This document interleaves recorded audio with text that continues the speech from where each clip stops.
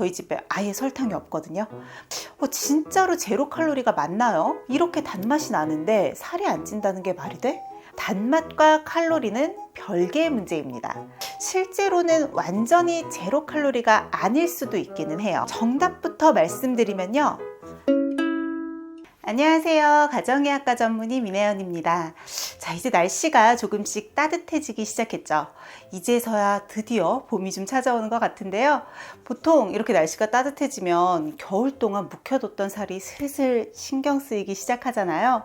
사실 비단 다이어트 때문만이 아니라고 하더라도 요즘 건강과 혈당을 걱정하는 분들이 많아지시다 보니까 이전보다 대체당에 대한 관심 역시도 많아진 것 같아요. 설탕을 대신해서 단맛을 내는 조미료로 사용하고 있는 대체당, 진짜로 칼로리가 없는 게 맞는지, 또 몸에는 괜찮은 건지 궁금해 하시는 분들이 정말 많으시더라고요. 그래서 오늘은 저칼로리 대체당에 대해서 알아보도록 하겠습니다. 설탕의 경우는요, 우리 몸 안의 흡수가 굉장히 빠른 포도당의 형태로 바로 분해돼서 흡수가 되기 때문에 혈당을 급격하게 올리는 것으로 알려져 있는데요. 그래서 실제로 당지수의 기준으로 삼기도 하죠. 이러한 설탕은 우리가 요리를 할 때 감칠맛과 단맛을 모두 더해주는 효과가 있지만 또 그만큼 혈당을 급격하게 올려서 인슐린 저항성도 유발하고 또 비만의 원인으로 손꼽기도 하잖아요. 그래서 이 설탕과 비슷한 단맛을 내지만 칼로리는 상대적으로 적은 대체당이 새로운 조미료의 화두로 떠오른 게 아닌가 싶습니다. 사실 저 같은 경우는 저희 집에 아예 설탕이 없거든요. 물론 제가 요리를 좀 많이 안 하기도 하지만 그래도 필요할 때는 설탕 대신에 알룰로스나 자일리톨, 스테비아 같은 대체당을 좀 다양하게 구비해둬서 대신 건강하게 사용하곤 합니다.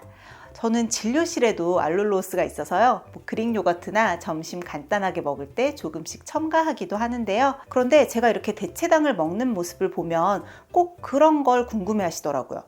칼로리. 진짜로 제로 칼로리가 맞나요? 또는 저칼로리가 맞나요? 이렇게 단맛이 나는데 살이 안 찐다는 게 말이 돼? 하는 질문을 정말 많이 들었어요. 정답부터 말씀드리면요. 가능합니다. 우리가 단맛을 보통은 당뇨로 인해서 많이 느끼다 보니까 이제는 우리가 단맛을 느끼면 이게 곧 당이구나, 또 탄수화물이구나. 그렇다 보니까 단맛이 나는 음식은 혈당을 올리고 살이 찔 거다라고 자연스럽게 생각하게 된 거죠. 하지만 잘 생각해 보시면 단맛과 칼로리는 별개의 문제입니다. 실제로 우리가 단맛을 느끼는 건 감각신경의 영향이에요.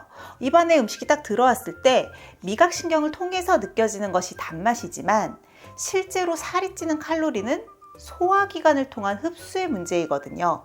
그래서 내가 단맛을 느낀다라고 하더라도 실제로 내 몸속으로 흡수되는 칼로리는 미미할 수도 있어요.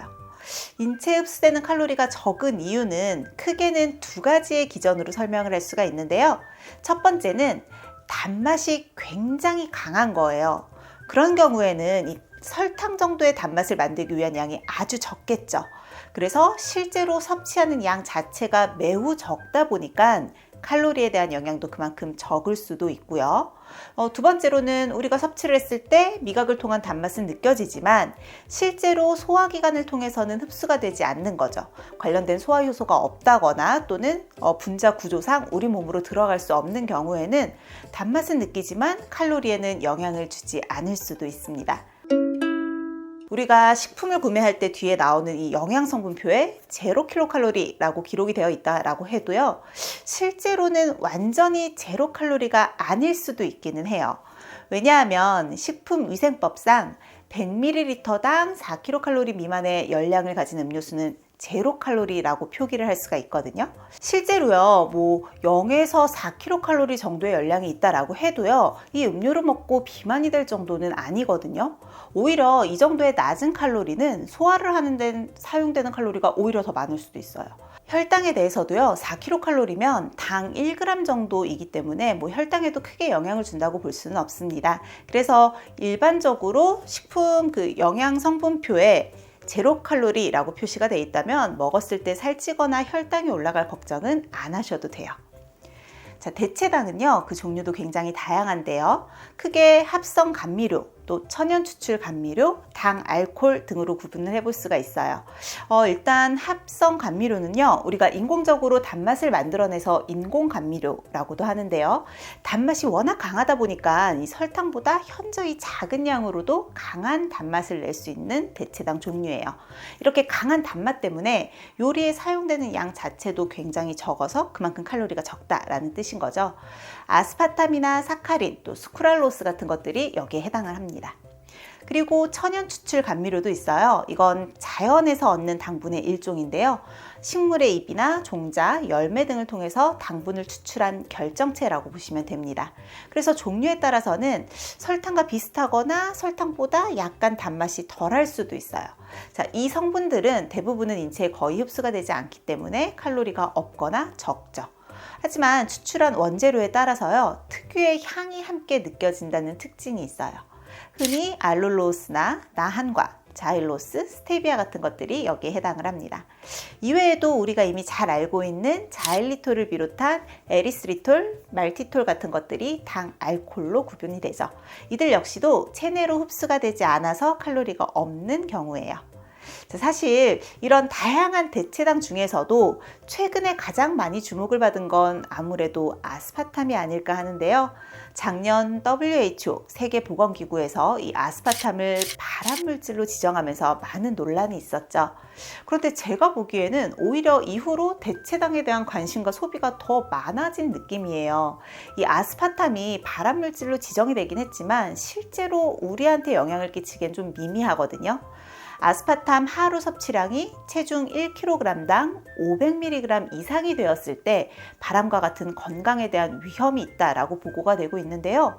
이 정도 양에 비해서 실제로 우리가 먹는 제로 음료와 같은 가공식품에 함유가 되어 있는 아스파탐의 양이 훨씬 더 미미하기 때문에 정말 중독 수준으로 과량으로 드시는 분들이 아니라고 하면 크게 걱정하실 필요는 없는 수준입니다.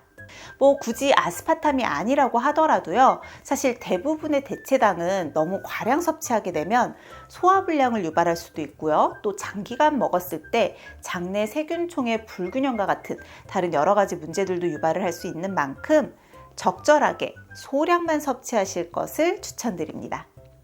또 내 몸에서도 내가 단맛이 느껴져서 당이 들어온 줄 알았는데 실질적으로 흡수된 칼로리가 없잖아요. 이게 쌓이다 보면 이후에 오히려 또 다른 폭식을 유도할 수도 있습니다.